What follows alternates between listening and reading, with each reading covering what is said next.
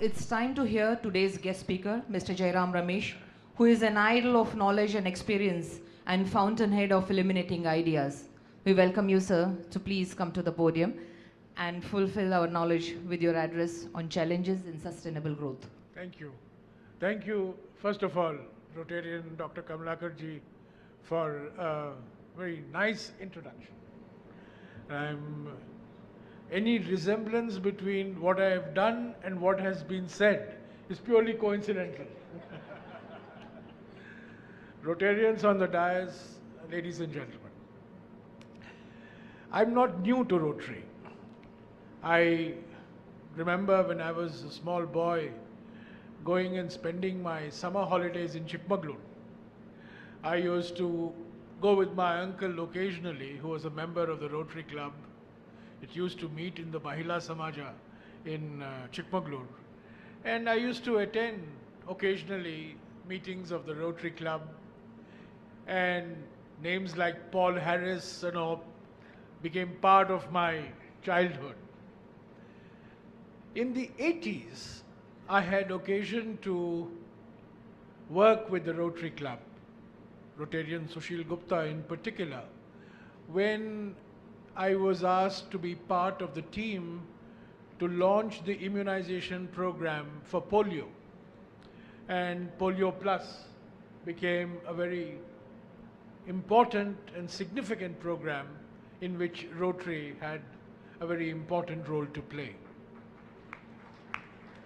And I'm well aware of the contributions that the vast Rotary network in this country has made to this program, and it is really a matter of great pride that 4 years ago, India, which used to account for 2 out of every 3 polio cases in the world, has been officially declared polio-free.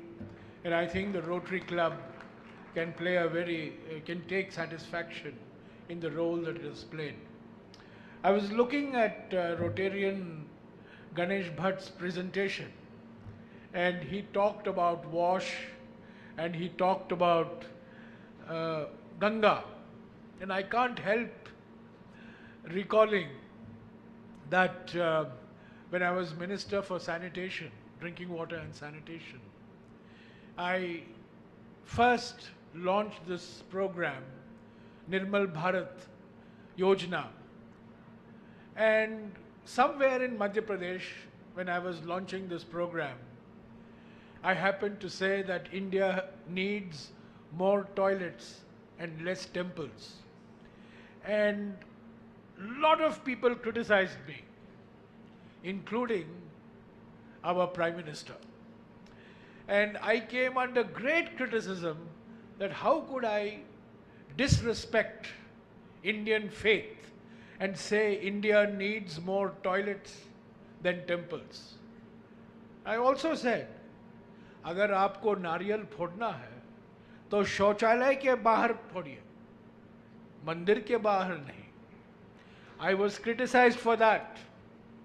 There was a black flag demonstration organized in front of my house, and I couldn't move out of my house for 2-3 hours because of all these protests and demonstrations. Then I went to Madhya Pradesh once again, into a tribal village, and I spoke to about 5,000 women, and I said, मैं आपको सिर्फ एक चीज कहूंगा, आपके बेटियों को कहिए शौचालय नहीं तो दुल्हन नहीं. अगर आप शादी कराएंगे तो उन्हीं से शादी कराइए जिनके घर में शौचालय है. Again, everybody came down at me and said, I'm anti-women, I'm anti-Indian culture, and so on and so forth. I'm very glad that in 2014, the people who criticized me embraced Swachh Bharat. I am a great supporter of Swachh Bharat. Even if the people who are champions of Swachh Bharat today were the ones who criticized what I did when I was Minister for Sanitation. In our country, we spend a lot of time arguing for credit. I require no credit as long as all the women in India and all the schools in India have access to clean toilets. I think it's very important that this becomes not a government program, it becomes not one man's program, it becomes a people's program. It should become a program, a mission, a junoon, in which all of us take a vow that we will make India open defecation free. It is really a tragedy that today over 60% of Indian women are still defecating in the open. So we have to make India open defecation free. I think a clean toilet is as much a fundamental right as free speech, and the sooner we achieve this, the better. I also saw Rotarian Ganesh Bhatt's reference to the Ganga program. And even on the Ganga program, there was a lot of criticism when I was Minister for Environment, when I said that we respect the Ganga, we pray to the Ganga is our mother goddess, but we feel no guilt in polluting the Ganga. We have sewage going into the Ganga. We have industrial pollution in the Ganga, a lot of leather factories. Rotarian Srinivasan from Kanpur are responsible for the release of untreated effluents into the Ganga. And you have large number of half-burnt bodies floating in the Ganga near Varanasi. This is a national shame. And when I said this, again I was criticized. And again I was very happy that in 2014, the person who criticized me became the minister in charge of the Ganga Rejuvenation Program. And Uma Bharati came to my house and she said, Bhai Sahab, jo aapne shuru kiya tha, main khatam karke rahungi. I said, बहुत अच्छा है, बहुत मुबारक हो आपको, आप करते रहिए, हमारा समर्थन आपको रहेगा. The point I'm making is that these are not the programs of one political party, these are not the programs of one individual, these are society's programs. And for some reason, they have not occupied our attention.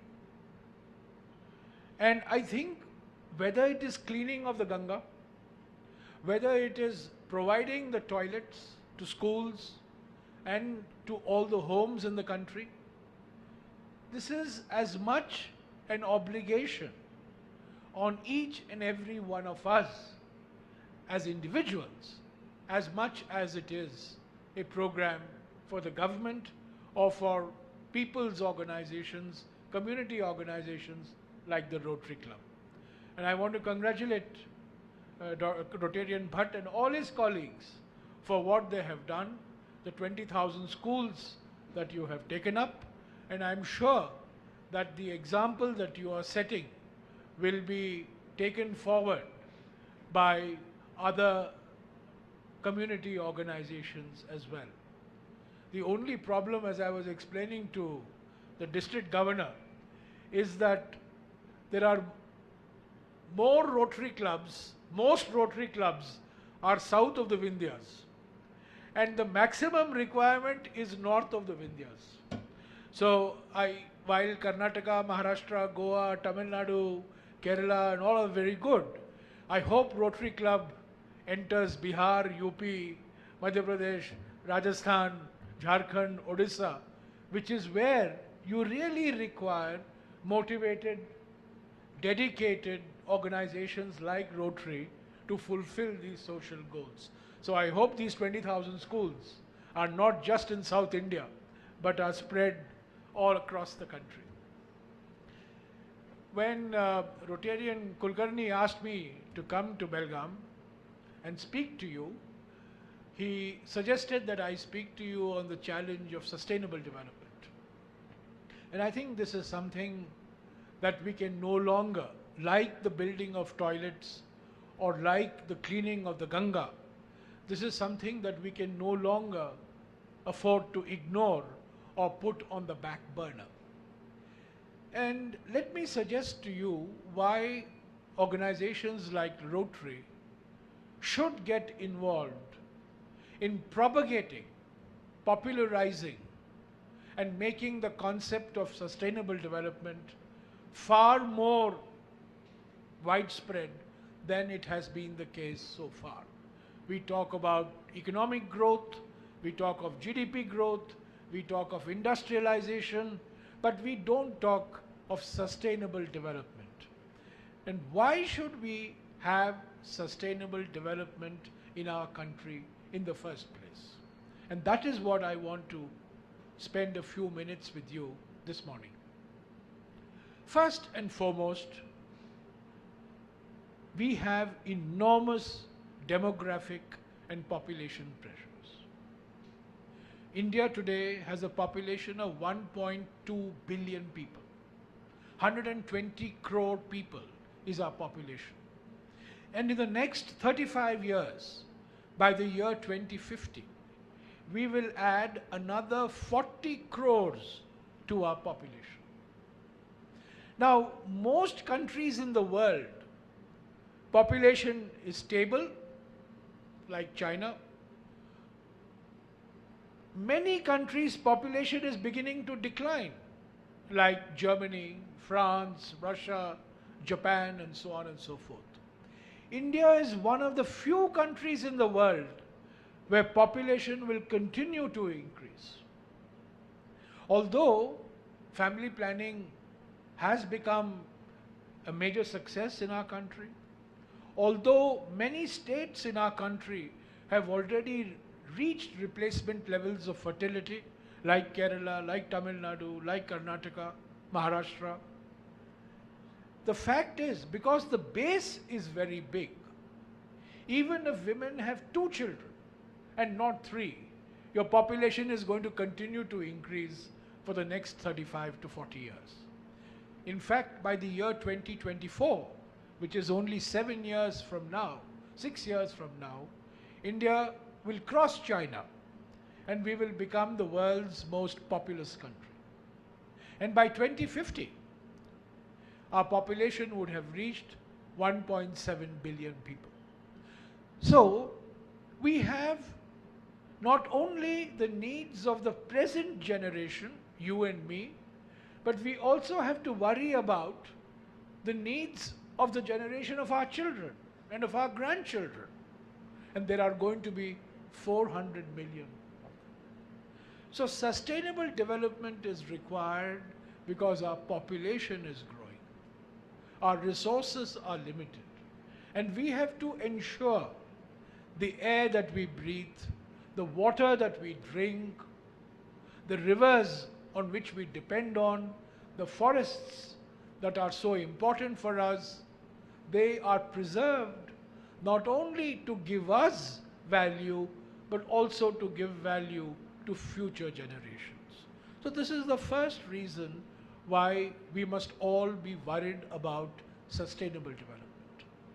The second reason why India must become more conscious of sustainability is because climate change is no longer a textbook option. Climate change is a living reality in this country. And there is no country in the world which is as vulnerable to climate change as India is.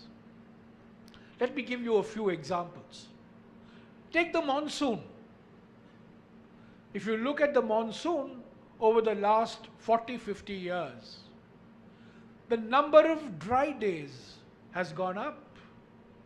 The number of very rainy days has gone up.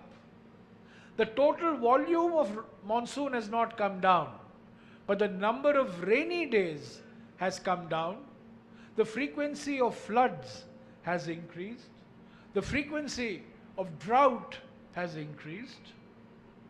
So the uncertainty in the monsoon is something that you and I have to live with on a day-to-day basis. Because we may be an IT superpower, however, the Indian economy still depends on the monsoon. If the monsoon fails, the Indian economy fails. If the monsoon is good, the Indian economy looks up. So, the first vulnerability is the monsoon. Secondly, I don't know how many of you have been to the Himalayas. Some of you may have been to Badrinath, Kashinath, and all these holy places in the north. But if you look at what is happening to all the glaciers, the Gangotri Glacier, the Siachen Glacier, almost all the glaciers in the Himalayas are retreating. Almost all the glaciers which have been very big are becoming smaller and smaller and smaller. When the glaciers become small, the snow melt reduces. And when the snow melt reduces, the flow into the perennial North Indian rivers, the Indus, the Brahmaputra, and more importantly, the Ganga and the Yamuna also reduces. So water security becomes a huge issue when glaciers begin to retreat because of global warming. So the retreat of the glaciers. Thirdly, India has a long coastline from West Bengal on the eastern coast to Gujarat on the western coast. 7,500 kilometer line coastline. The peninsula of India, which is shaped like a V, that is 7,500 kilometers. 300 million people live along this coastline. And if the mean sea level increases, the livelihoods of coastal communities like fishermen is under severe threat. And we are already beginning to see an increase in mean sea levels. So this is a third concern we have. And fourthly, all the coal that we have, all the iron ore that we have, all the bauxite, we are very close to a Hindalco plant, all the bauxite which was needed for industries like Hindalco is located in forest areas. So the more coal you produce, the more iron ore you produce, the more bauxite you produce, the more forests you destroy. And the more forests you destroy, the more you add to global warming. Because forests absorb carbon dioxide. So climate change, because of monsoon, because of mean sea levels, because of glaciers, and because of forests, is a reality as far as India is concerned. So we have to worry about sustainable development because of this. Thirdly, today environment has become a public health issue. Doctor, many of you are medical people here, and you see pollution now. Even Mr. Arun Jaitley in his budget had to recognize the pollution problem. Of course, in India, pollution has become a national issue only when pollution hits Delhi. But there are many parts of India which are worse than Delhi. Chandrapur in Maharashtra. I don't know how many of you from Maharashtra here. Chandrapur, Chembur in Bombay. Right in the heart of Bombay. Vapi, Ankleshwar in Gujarat. There are so many places in India which have crossed critical levels of air pollution, water pollution, chemical contamination, land degradation, and this is already beginning to affect public health. All along the Indo-Gangetic belt, All along the entire Indo-Gangetic belt, arsenic contamination has become a very, very big issue. And arsenic, as doctors will tell you, is a long-term carcinogen. So, pollution and environment is already impacting on public health. It is already impacting on morbidity. It is already impacting on mortality. The incidence of cardiovascular disease, the incidence of cancer. If you look at the data that has come out of our mortality statistics, increasingly pollution and contamination is causing both morbidity and mortality. So sustainable development is important from a public health point of view. And finally, sustainable development is important because unlike in other countries like the US, in our country, we are still talking of livelihoods, not lifestyles. We're not talking of a second car or a house in the suburbs. We're still talking of access to forests, access to land, access to water. These are basic livelihood issues. So when you're talking of sustainable development, you're talking of the protection of livelihoods. In the late 1970s, there was a huge women's movement in the hills of Uttarakhand, of UP. It's called the Chipko movement. Many of you may have heard about the Chipko movement. What was the Chipko movement?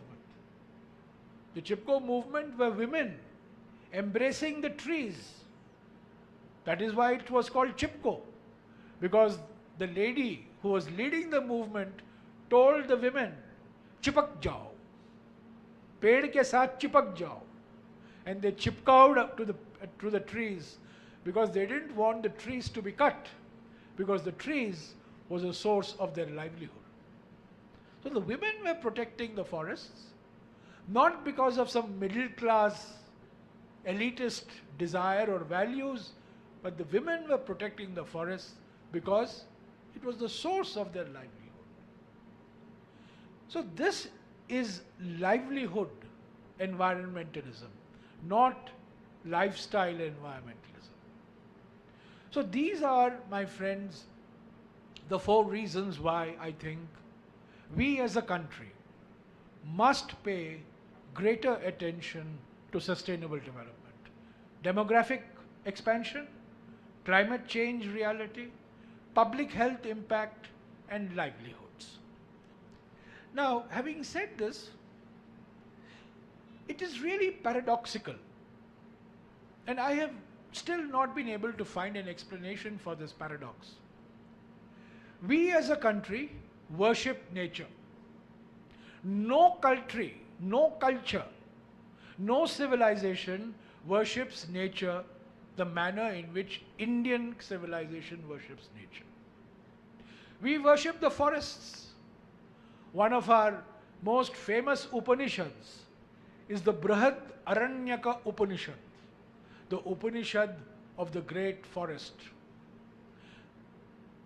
The song which Raj Kapoor made famous 65 years ago, Himalaya mera baap ka naam, maa ka naam hai Gal.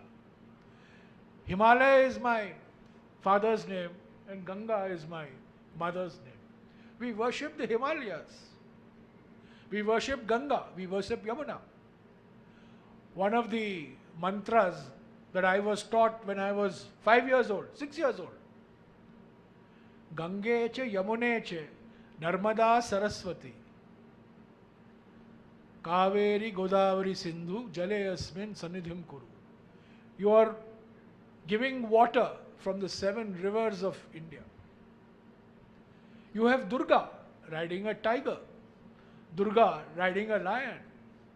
You have Ganesha with an elephant's tusk, although our Prime Minister says that the elephant tusk shows that Ancient Indians knew plastic surgery also, but that's a separate issue. The Vahan of Ganesha is a mouse. And if you look at the Dashavatara, Matsya, Kurma, Varaha, Narasimha, half lion. So the friends, this is a culture which respects nature. It respects forests, rivers, mountains, wildlife. But this is also a country which is destroying nature. Why is this happening? That is what you and I should try to understand. In Western countries, this is not a problem because Western civilization, modern economics is based on man's conquest of nature. But Indian civilization is based on man living in harmony with nature. Why have we lost this harmony? Why do you and I, who pray to rivers, pollute the rivers? Why do you and I, who worship the mountains, degrade the mountains? Why do you and I, who think forests are sacred, destroy the forests, deforest? Why do you and I, who worship wildlife in its diversity, end up destroying wildlife? This is the paradox of Indian modern day existence. We have a great nature culture. Many thousands of years ago, it was said in the Upanishads, Prakriti Rakshati Rakshataha. I can't think of any civilization which said this. Prakriti Rakshati Rakshataha. Nature protects those who protect it. If you don't protect nature, nature will hit back at you. If you destroy the mangrove forests, you will have tsunami. And you had tsunami. If you cut through the mountains, you will have floods and landslides. And you had floods and landslides destroying Badrinath, Kedarnath some 4 years ago, 5 years ago. So nature hits back. We protect nature to protect ourselves. That is, I think, a very powerful thought which is integral to Indian culture, but we have forgotten this. Our modern day existence is based on destroying nature, polluting nature, on thinking that economic growth is more important than ecological protection. So my message to all of you, my request to all of you, because you are opinion makers, you are social mobilizers, you belong to a very large network which is present across the country in small towns and cities. You must now, just as you are taking the message of sanitation, just as you are taking the message of cleanliness and hygiene, you must also begin to propagate the message of protecting the environment. Because by protecting the environment, we are not only protecting our lives, but we are also protecting the lives of future generations. And I think that's a very important message that I wish to convey. And the best way to convey the message, as Mahatma Gandhi said, if you want to be the change agent, you must become the change yourself.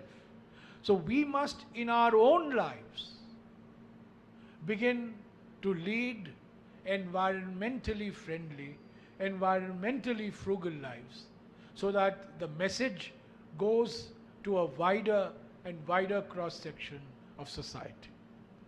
So with these words, let me once again thank all the Rotarians who are on the dais, particularly Rotarian Kulkarni, who for the last 5 days has been sending me message after message, not sure whether my yes is actually a yes. So he wanted to be doubly sure that I am coming. But once I told him I am coming, I didn't want to let you down. It's a great pleasure for me to come back to Belgaum after a couple of years. I was here, I think, 4 years ago. But every time I come here, there is some development or the other.